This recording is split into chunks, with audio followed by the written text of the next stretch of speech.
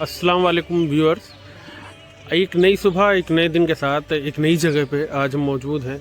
यह है फ़तेहपुर सीकरी। फ़तेहपुर सीकरी में जो आप मेरे पीछे देख रहे हैं ये है ख्वाजा मोइनुद्दीन चिश्ती की दरगाह। फ़तेहपुर सीकरी उन सभी लोगों के लिए ज़रूरी है जो इतिहास के बारे में जानना चाहते हैं। भारत के इतिहास में इसकी एक ख़ास जगह है और उसको बयां करती हुई शानदार इमारतें भी यहाँ मौजूद हैं। उनमें से एक फ़तेहपुर की जामा मस्जिद है। अस्सलाम वालेकुम दोस्तों, मेरा नाम है मोहम्मद उबैद खान और आप देख रहे हैं Ubaid Khan recording. Basically main structure तो जामा मस्जिद है, लेकिन शुरुआत हम इस बड़े गेट से करते हैं। जैसे ही आप यहाँ पहुँचते हैं तो आपका सामना ऊपर जाती हुई सीढ़ियों से होता है, जिसके आखिर में एक आलीशान मस्जिद का दरवाज़ा बना हुआ है, जिसे बुलंद दरवाज़ा यानी ऊंचा दरवाज़ा या यहाँ पर इसे जीत का दरवाज़ा भी कह सकते हैं। ये अपने आप में एक मोन्यूमेंट है। इसको 1573 में मुग़ल बादशाह अकबर ने गुजरात पर अपनी जीत की याद में बनवाया था। यह फ़तेहपुर सीकरी में जामा मस्जिद का मेन एंट्रेंस है, जो आगरा से 43 किलोमीटर दूर है। कहते हैं कि बुलंद दरवाज़ा दुनिया का सबसे ऊंचा एंट्री गेट है और मुग़ल आर्किटेक्चर की एक मिसाल है। यह अकबर के साम्राज्य में नफासत और तकनीक की ऊंचाइयों को दिखाता है। बादशाह अकबर ने 1573 में गुजरात पर जीत की याद में बुलंद दरवाजे को फिर से बनवाया था। इसके नतीजे में उन्होंने सीकरी का नाम बदलकर फ़तेहपुर या विजयनगर रख दिया था। बुलंद दरवाज़ा लाल बलुआ पत्थर से बना है, जिसे सफ़ेद संगमरमर से सजाया गया है और यह मस्जिद के आंगन से ऊंचा है। बुलंद दरवाज़ा सुडोल है और इसके ऊपर बड़ी बड़ी अलग अलग छतरियाँ हैं। बाहर की तरफ सीढ़ियों की एक लंबी उड़ान पहाड़ियों से नीचे जाती है, जो मेन एंट्रेंस को अतिरिक्त ऊंचाई देती है। यह 40 मीटर ऊंचा और ज़मीन से 51 मीटर ऊंचा है। स्ट्रक्चर की कुल ऊंचाई ग्राउंड लेवल से लगभग 54 मीटर है। यह 15 मंजिला ऊंचा एंट्री गेट, जो फ़तेहपुर सीकरी शहर के दक्षिण एंट्रेंस के तौर पर काम करता है। इसके टॉप पर छोटी गुंबददार छतरियों से घिरी 3 बड़ी छतरियां हैं। एंट्री गेट के चारों ओर छोटे बुर्ज हैं। बड़ा गेट अपने आप में सादा है। बुलंद दरवाजे की मशरिकी यानी कि पूर्वी मेहराब पर एक फारसी शिलालेख में अकबर की उत्तर प्रदेश पर जीत और 1573 में गुजरात में जीत को बताया गया है। इसके मुख्य लकड़ी के दरवाजे पूरी तरह से घोड़े की नाल से ढके हुए हैं, जिन्हें दरवाजों पर कीलों से ठोक दिया गया था। जामा मस्जिद भारत के उत्तर प्रदेश में मौजूद फ़तेहपुर सीकरी के यूनेस्को वर्ल्ड हेरिटेज साइट में 16वीं सदी की एक मस्जिद है। इसे मुग़ल बादशाह अकबर ने बनवाया था और बनवाते वक्त ये सल्तनत की सबसे बड़ी मस्जिद थी। बाद के मुग़ल आर्किटेक्चर में एक ख़ास मिसाल के तौर पर काम करती है। जामा मस्जिद अकबर के नए शहर फ़तेहपुर सीकरी में शुरू किए गए पहले प्रोजेक्ट में से एक था और इसको हज़रत शेख सलीमुद्दीन चिश्ती के सम्मान में बनवाया गया था। उन्होंने अकबर के पहले और मशहूर बेटे के जन्म की भविष्यवाणी की थी। यह 1572 में बनकर तैयार हुई और फ़तेहपुर सीकरी की सबसे ऊंची चोटी पर मौजूद ये मस्जिद कई सदियों तक भारत की सबसे बड़ी मस्जिद थी। मस्जिद कॉम्प्लेक्स में काबिल ज़िक्र स्मारकों में बुलंद दरवाज़ा शामिल है, जो मस्जिद के जनूबी यानी कि दक्षिणी गेट के तौर पर काम करता है, और सलीम चिश्ती का मकबरा है और भी कई जगह है। आइए इसे देखते हैं। लाल बलुआ पत्थर से बनी यह जामा मस्जिद, इसका इंटरनल आर्किटेक्चर और भारत में बनी हुई जामा मस्जिदों से थोड़ा मुख्तलिफ है। इसमें बड़े बड़े खम्भे लाल पत्थर से बनाकर लगाए गए हैं, जो और मस्जिदों में नहीं दिखाई देते। इसमें खूबसूरत नक्काशी वाला काम किया गया है। इस मस्जिद में आज भी 5 वक्त की नमाज बावक्त पढ़ी जाती है। इबादत वाला कमरा 89 मीटर लंबा और 20 मीटर चौड़ा इस्लामी परंपरा के मुताबिक मक्का के सामने सहन के पश्चिमी छोर पर मौजूद है। इसके आगे वाले हिस्से पर एक शानदार मेहराबदार एंट्री गेट का गलबा है। इसमें 3 धनुष के जैसे एंट्री गेट है। छत से 3 गुंबद उठते हैं, जो हॉल के 3 हिस्सों में बांटते हैं। बीच वाला हिस्सा चौकोर है और दरिया दिली से सजाया गया है। इसकी मगरिबी दीवार पर सजी हुई मेहराब है, जिसके किनारे मोज़ाइक और चमकदार टाइल से सजाए गए हैं। इसका आर्किटेक्चर बहुत ही शानदार और अनोखा है। बादशाह अकबर ने अपनी नई राजधानी फ़तेहपुर सीकरी के हिस्से के तौर पर जामा मस्जिद को बनवाया था। यह इमारत शहर में बनी पहली इमारतों में से एक थी और इसके अपने शिलालेखों के मुताबिक 1571 और 1574 के बीच में किसी वक्त ये पूरी हुई थी। यह मस्जिद बादशाह अकबर ने सूफी शेख सलीम चिश्ती के सम्मान में बनवाई थी। इसका मकसद शेख के ख़ानदान वालों के लिए खानका यानी जिसे सूफी संतों के रहने की जगह के तौर पर भी काम करना था। अपने वक्त में इसकी खूबसूरती और शान के लिए कई लेखकों और मुसाफिरों ने इसकी तारीफ़ की थी। फतेहपुर सीकरी में मौजूद जामा मस्जिद अकबर की हुकूमत के बाद भी मुग़ल विरासत और शान की पहचान बनी रही। इस मस्जिद की अकबर के बेटे और वारिस जहांगीर ने बहुत तारीफ़ की, जिन्होंने इसे अपने पिता की सबसे बड़ी आर्किटेक्चर कामयाबी में से एक बताया। जहांगीर ने 1619 में फतेहपुर सीकरी में रहने के दौरान अपने बेटे खुर्रम के साथ मस्जिद कॉम्प्लेक्स पर तफसील से बात की।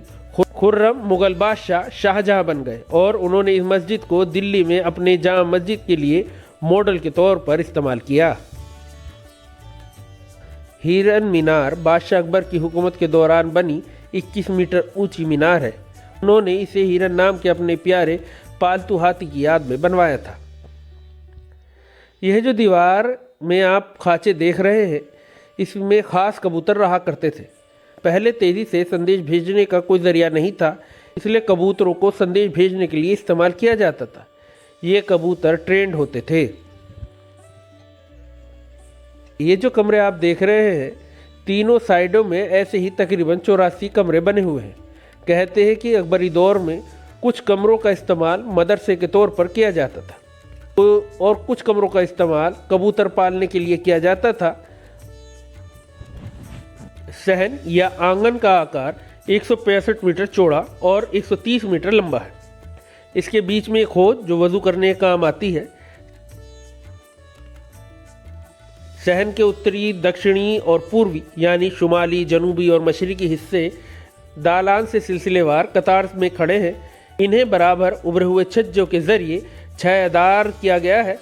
छतरियाँ इन आर्केड के ऊपर सजावट का काम करती है। आर्केड के अंदर का हिस्सा हुजरों में बटा है। इसका इस्तेमाल मुमकिन है अकीदतमंदों के सोने के क्वार्टर के तौर पर काम में लिया जाता था। सहन के उत्तरी यानी शुमाली हिस्से में सलीम चिश्ती का मकबरा, इस्माइल खां का मकबरा और चिश्ती परिवार के कई और सदस्यों के मकबरे हैं। सलीम चिश्ती का मकबरा मकराना संगमरमर के बड़े पैमाने पर इस्तेमाल के कारण जामा मस्जिद परिसर के लाल बलुआ पत्थर से अलग है। आइए अब हज़रत सलीम चिश्ती की दरगाह की तरफ चलते हैं। यह जो सफ़ेद संगमरमर से बना खूबसूरत मकबरा सहन के बीचों बीच आप देख रहे हैं, यह है हज़रत शेख सलीम चिश्ती का मकबरा। हज़रत शेख सलीम चिश्ती, जिन्हें शेख अल हिंद के नाम से भी जाना जाता है, एक सूफ़ी संत है। हज़रत शेख सलीम चिश्ती का मकबरा एक चौकोर सफ़ेद संगमरमर से बना मकबरा है जो जामा मस्जिद की 4 दीवारों के बीच में मौजूद है। असलियत में लाल बलुआ पत्थर से बना, लेकिन जहांगीर की हुकूमत में इसे सफ़ेद संगमरमर से फिर से सजाया गया। हज़रत शेख सलीम चिश्ती का जन्म दिल्ली में हुआ था। वह छोटी उम्र में अपने परिवार के साथ उस वक्त के छोटे से गांव सीकरी में बस गए। वह 1524 में मक्का गए और 1537 तक वहीं रहे। फिर सीकरी लौट आए और गांव के ऊपर पहाड़ी पर एक कोठरी में रहने लगे। अपनी ज़िंदगी के आखिरी सालों में सलीम अल दीन चिश्ती ने अपनी कोठरी छोड़ दी और जामा मस्जिद के उत्तर में बनी खानकाह में रहने लगे और वहीं पर लोगों को दीन की तालीम दिया करते थे।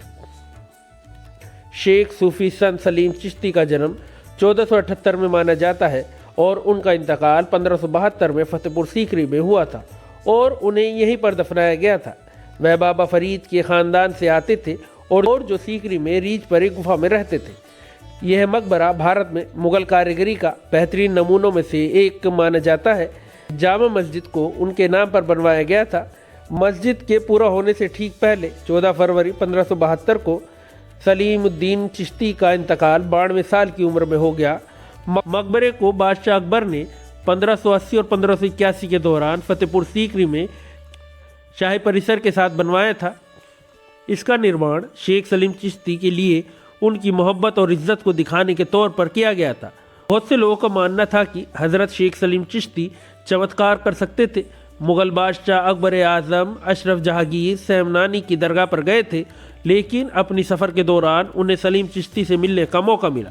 अकबर अपनी गद्दी के लिए एक वारिस की तलाश में रेगिस्तान में मौजूद सलीम चिश्ती के घर गए। शेख सलीम चिश्ती ने अकबर को आशीर्वाद दिया और जल्द ही उनके 3 बेटों में से पहला बेटा पैदा हुआ। उन्होंने चिश्ती के सम्मान में अपने पहले बेटे का नाम सलीम रखा, जो बाद में बादशाह जहांगीर के नाम से मशहूर हुए।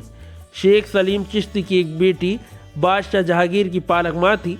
बादशाह अपनी पालक माँ से बहुत लगाव रखते थे। जामा मस्जिद और फतेहपुर सीकरी के पुराने शहर के साथ इस मकबरे को 1986 में यूनेस्को की वर्ल्ड हेरिटेज लिस्ट में शामिल किया गया था। ये जो एक लाल पत्थर से बना मकबरा आप देख रहे हैं, यह हज़रत शेख सलीम चिश्ती की पोती बीबी ज़ैनब का है। मकबरे को एक मंच पर बनाया गया था जो लगभग 1 मीटर ऊंचा है। इसमें एंट्री गेट तक जाने के लिए 5 सीढ़ियां हैं। मुख्य मकबरे की इमारत सभी तरफ से नाजुक संगमरमर की स्क्रीन से घिरी हुई है और मकबरा मुख्य हॉल के बीच में मौजूद है। इसमें ऊपर एक खूबसूरत गुंबद है। संगमरमर की इमारत खूबसूरती से नक्काशीदार है और हाथी दांत जैसी दिखती है। संगमरमर के स्मारक के अंदर कब्र बनी हुई है जिसे आमतौर पर हरे कपड़े से ढका जाता है। एक लकड़ी की छतरी इसके ऊपर फैली हुई है। मेन कमरे का दरवाज़ा अरबी पैटर्न के साथ बनाया गया है और उस पर कुरान की आयतें उकेरी गई हैं। आइए अब बाहर की तरफ चलते हैं।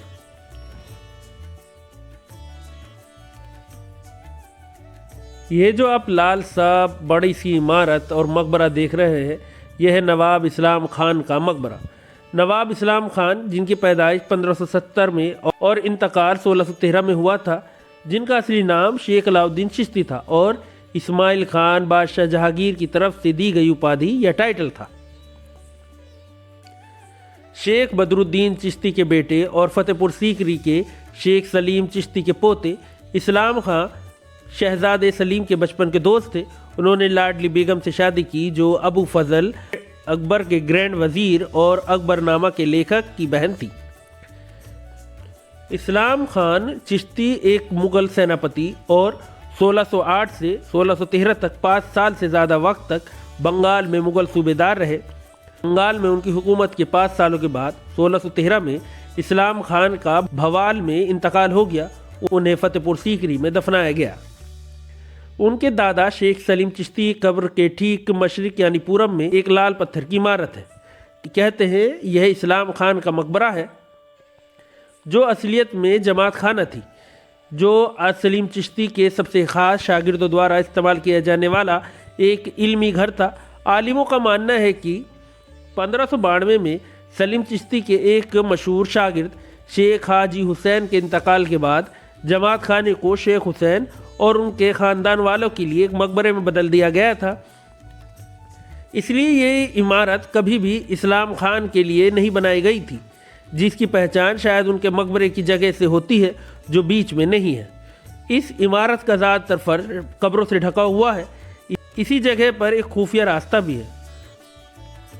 यहाँ बताया गया है अकबर ने अनारकली को दीवार में चुनवाया नहीं था, बल्कि इसी रास्ते से अनारकली को शहजादे सलीम से दूर लाहौर भेज दिया गया था। कहते हैं कि ये सुरंग 3 जगह जाती है, यहाँ से आगरा किला, वहाँ से दिल्ली और दिल्ली से लाहौर। वो स्टोरी ही अलग है, फिर कभी उस पर भी ब्लॉग बनाएंगे। आइए आगे चलते हैं। मस्जिद के सहन के उत्तर में काफ़ी जगह कब्रों से भरी हुई है। यहाँ सैकड़ों कब्रें मौजूद हैं। मस्जिद परिसर में 3 गेट से एंट्री की जाती है। पूर्वी गेट, जिसे बादशाही दरवाजे के तौर पर जाना जाता है। बादशाही दरवाज़ा, इसे राजा का दरवाज़ा भी कहा जाता है। इसका इस्तेमाल अकबर द्वारा जामा मस्जिद में नमाज में शामिल होने के लिए किया जाता था। इसे कटे हुए मोज़ाक के इस्तेमाल करके सजाया गया है। उत्तरी और दक्षिणी गेट ऐतिहासिक तौर पर एक दूसरे से मिलते जुलते रहे होंगे। हालांकि 1573 में अकबर ने गुजरात में अपने सैन्य अभियान की कामयाबी का जश्न मनाने के लिए दक्षिणी गेट को बुलंद दरवाजे के तौर पर फिर से बनवाया था। ये सबसे खास गेट है और अपने आप में एक मॉन्यूमेंट की तरह काम करता है। जामा मस्जिद फतेहपुर सीकरी की सबसे खास ऐतिहासिक इमारतों में से एक है, जो न केवल सलीम चिश्ती के लिए अकबर के गहरे आदर को दिखाती है, बल्कि उनके बेमिसाल महत्व और शाही ताकत के दावे को भी दिखाती है। आज का ये खूबसूरत और ख़ास सफ़र यही ख़त्म करते हैं। आपको हमारी वीडियो कैसी लगी हमें कमेंट्स में ज़रूर बताइए, और हमारी आने वाली वीडियो को देखने के लिए बेल आइकन के बटन को प्रेस करें, चैनल को लाइक करें, सब्सक्राइब करें। शब बखैर।